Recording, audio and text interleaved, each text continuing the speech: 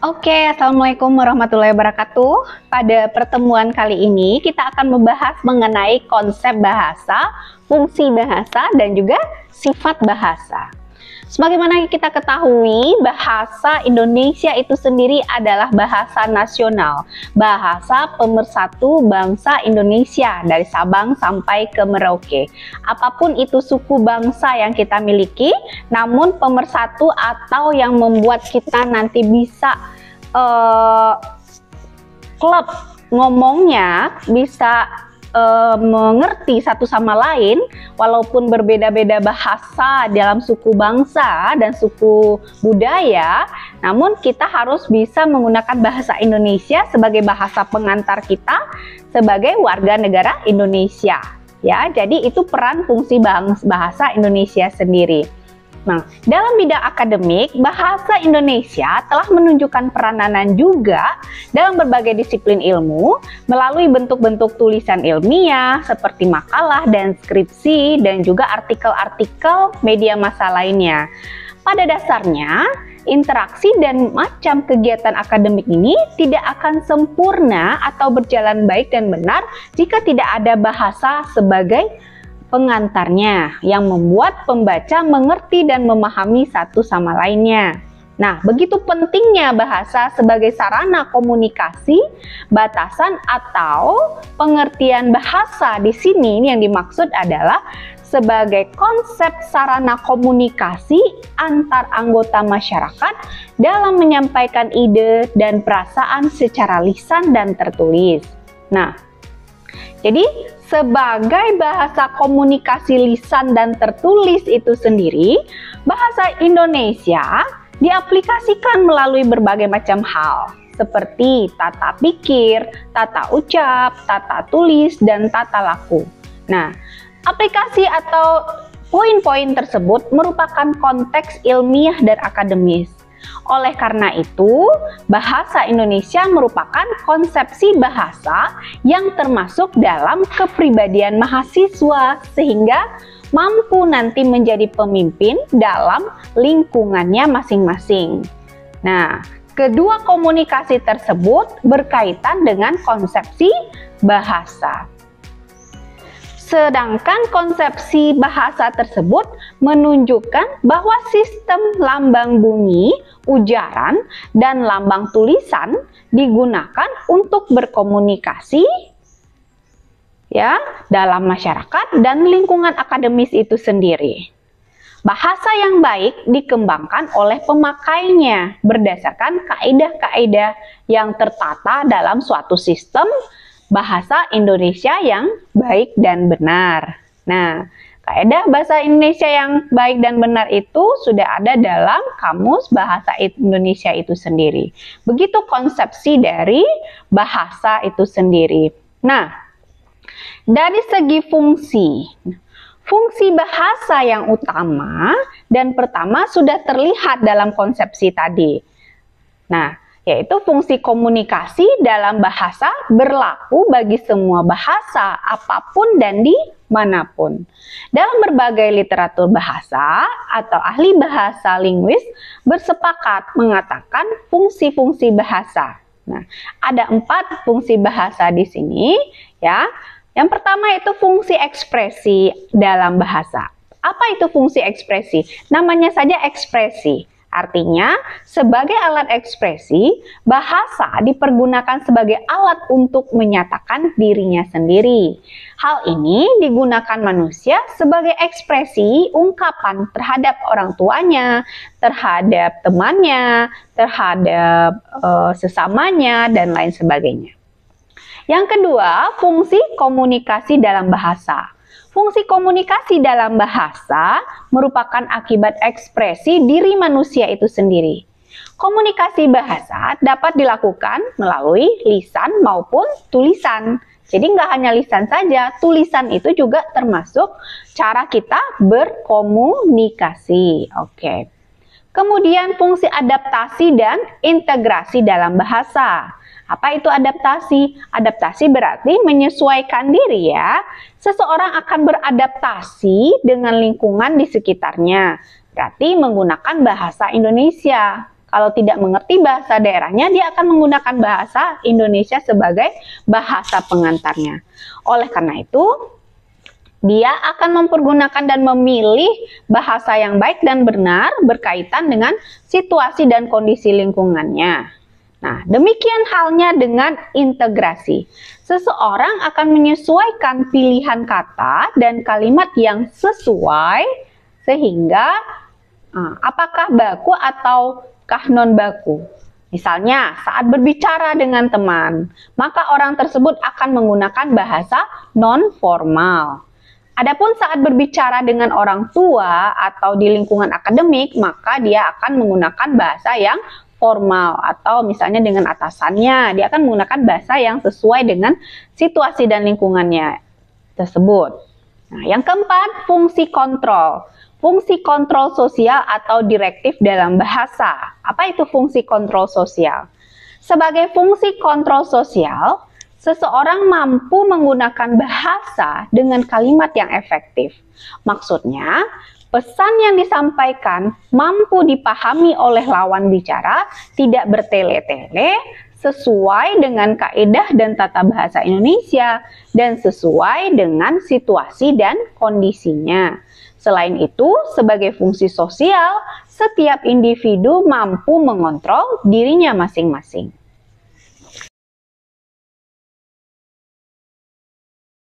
Bahasa nasional, fungsi bahasa itu ada 4.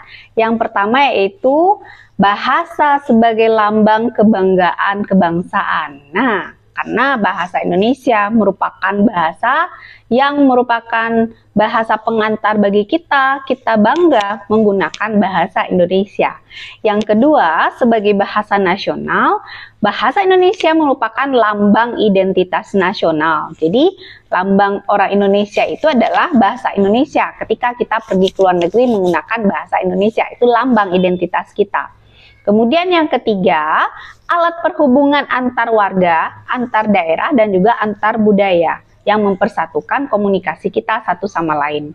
Yang keempat, bahasa Indonesia merupakan alat yang memungkinkan penyatuan berbagai suku bangsa dengan latar belakang sosial, budaya, dan bahasanya masing-masing ke dalam kesatuan kebangsaan Indonesia. Nah, jadi, fungsi bahasa yang lainnya, bahasa Indonesia merupakan bahasa negara. What does it mean? Nah, bahasa Indonesia sebagai bahasa negara artinya bahasa resmi kenegaraan. Yang kedua, bahasa pengantar resmi di lembaga pendidikan. Jadi, dimanapun pendidikan kita menggunakan bahasa Indonesia sebagai bahasa resmi pengantarnya. Yang ketiga, bahasa Indonesia merupakan alat penghubung pada tingkat nasional bagi kepentingan menjalankan roda pemerintahan dan pembangunan. Yang keempat, bahasa Indonesia merupakan alat pengembang kebudayaan dan pemanfaatan ilmu pengetahuan. Jadi kalau misalnya kita akan mengembangkan kebudayaan, kemudian mengembangkan berbagai macam ipteks untuk pengantarnya, kita akan menggunakan bahasa Indonesia. Nah, seperti itu fungsi dari bahasa Indonesia itu sendiri. Nah, sekarang kita akan mengkaji bagaimana sifat dari bahasa itu sendiri. Nah, menurut Abdul Khair tahun 2003, terdapat berbagai sifat dari bahasa itu sendiri. Yang pertama, bahasa itu adalah sebuah sistem. Artinya apa? Nah, sistematik berarti beraturan atau berpola ya. Jadi bahasa itu berpola atau sistematis dia. Dalam hal bunyi, tidak sembarangan bunyi yang bisa dipakai sebagai suatu simbol dari satu rujukan dalam bahasa. Nah, jadi ada fonologinya, ada morfologinya dalam bahasa Indonesia itu sendiri. Nah, kemudian yang kedua, sifat bahasa itu adalah bahasa adalah lambang. Lambang itu artinya apa? Simbol ya. Bahasa sebagai lambang sebenarnya berkaitan dengan lambang itu sendiri. Dalam bahasa yang mengikuti sistem itu adalah lambang. Nah, simbol. Semua huruf yang dipakai dalam setiap tulisan itu adalah lambang, mulai dari A sampai dengan Z kalau dalam bahasa Indonesia. Nah, kalau di luar negeri misalnya beda lagi lambangnya itu seperti apa gitu. Kemudian yang ketiga adalah bahasa adalah bunyi. Bahasa berwujud dalam bentuk bunyi. Kemajuan teknologi dan perkembangan kecerdasan manusia memang telah melahirkan bahasa dalam wujud tulis. Tapi sistem tulis tidak bisa menggantikan ciri bunyi dalam bahasa itu sendiri. Nah, sistem penulisan hanyalah alat untuk menggambarkan bunyi di atas kertas yang memiliki beberapa fungsi, yaitu sebagai pelestarian ujaran dan pelestari kebudayaan manusia itu sendiri. Nah, yang keempat, bahasa bersifat arbitrer. Nah, apa itu arbitrer? Atau konvensi, ya, konvensi. Bahasa Indonesia bersifat arbitrer atau konvensi. Nah, artinya mana suka. Arbitrer itu adalah acak, ya. Bisa muncul tanpa alasan. Nah, kata-kata adalah simbol dalam bahasa. Sebuah kata dapat muncul tanpa hubungan logis dengan yang disimbolkannya. Nah, jadi seperti bahasa-bahasa yang muncul di bahasa daerah gitu, ya. Misal orang Minahasa menamai beras dengan sebutan kan. Itu terserah komunitas orang Minahasa. Orang Padang mengartikan bahasa gelap itu dengan kolam. Nah, itu terserah orang Padang begitu. Jadi pemilihan bunyi dan kata dalam hal ini benar-benar sangat tergantung pada konvensi atau kesepakatan pemakai bahasa suatu bahasa atau suatu kaum itu sendiri, tergantung di daerahnya. Nah, kemudian yang kelima, bahasa hanya dikenal di dunia manusia. Hanya manusialah yang berbahasa karena manusia dengan penuh kesadaran menggunakan sistem bahasa itu sendiri. Ya, mempelajarinya, memahaminya, menggunakannya, melestarikan dan juga mengembangkan bunyi yang dikeluarkan dari bahasa itu sendiri dalam kehidupan sehari-harinya. Nah, apakah hal ini berarti hewan dan tumbuhan tidak memiliki bahasa? Mereka punya bahasa, cuman tidak seperfect kita. Karena kita digunakan, dipelajari, dipahami, dilestarikan, dan dikembangkan. Beda dengan hewan dan tumbuhan, ya. Nah, kemudian yang keenam, fungsi bahasa itu sendiri adalah alat komunikasi atau alat bekerja sama. Pada awalnya, manusia menggunakan bahasa itu semata-mata untuk berkomunikasi. Inilah fungsi bahasa yang paling menonjol, karena tanpa bahasa manusia tidak akan mungkin saling bisa bekerja sama dan saling berinteraksi satu sama lainnya. Begitu.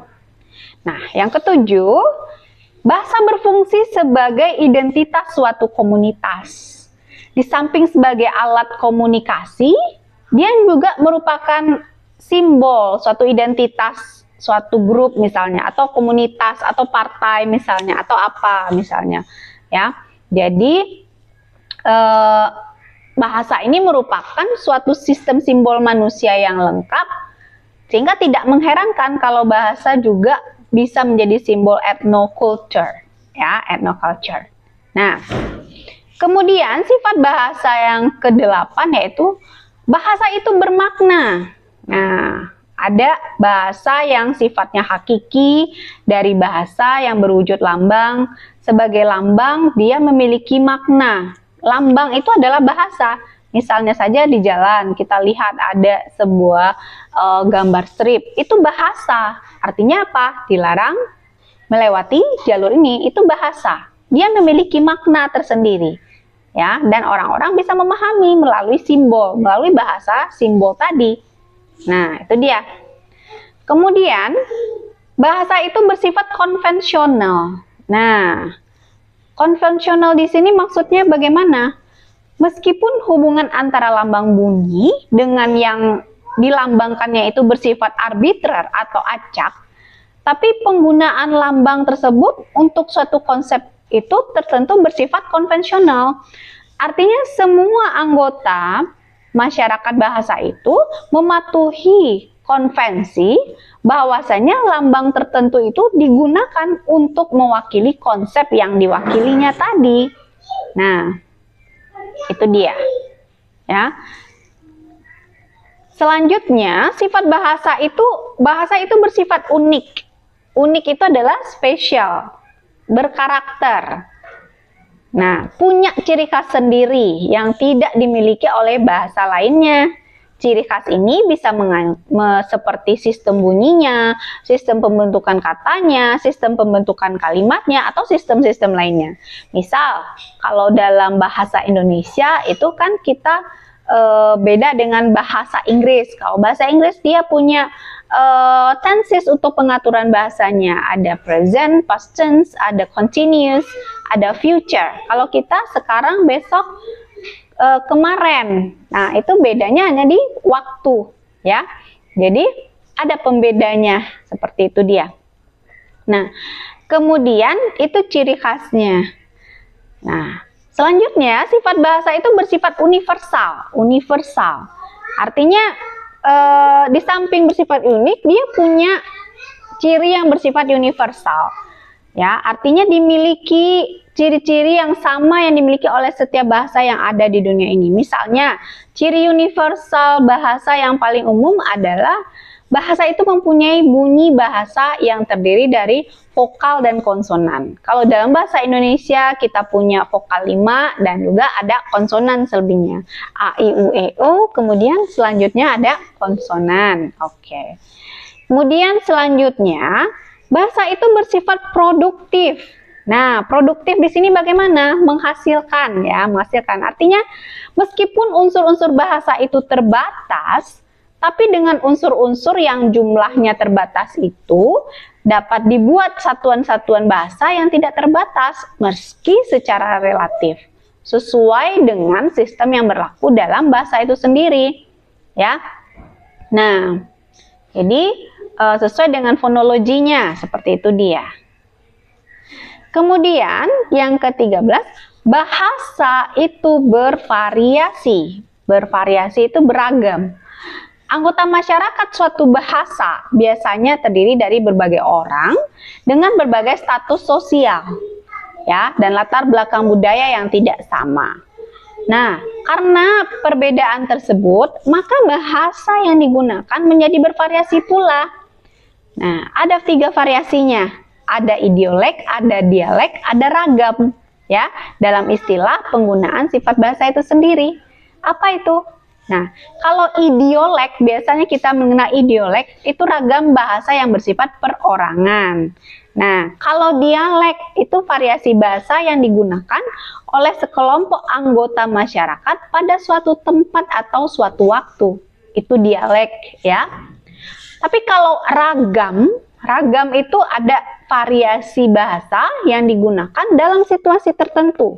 Misalnya ragam baku dan ragam tidak baku. Nah, seperti itu dia. Oke. Kemudian yang terakhir, sifat bahasa itu adalah bahasa itu bersifat dinamis. Dinamis di sini artinya apa? Bahasa itu tidak pernah lepas dari segala kegiatan dan gerak manusia sepanjang keberadaan manusia itu sebagai makhluk yang berbudaya dan bermasyarakat. Nah, karena keterikatan dan keterkaitan bahasa itu dengan manusia itu sendiri, sedangkan dalam kehidupannya dalam masyarakat, kegiatan manusia itu sendiri selalu berubah.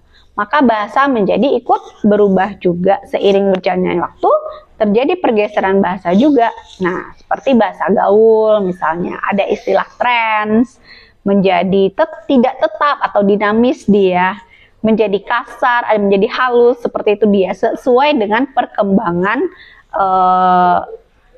waktu, seiring berjalannya waktu, ya.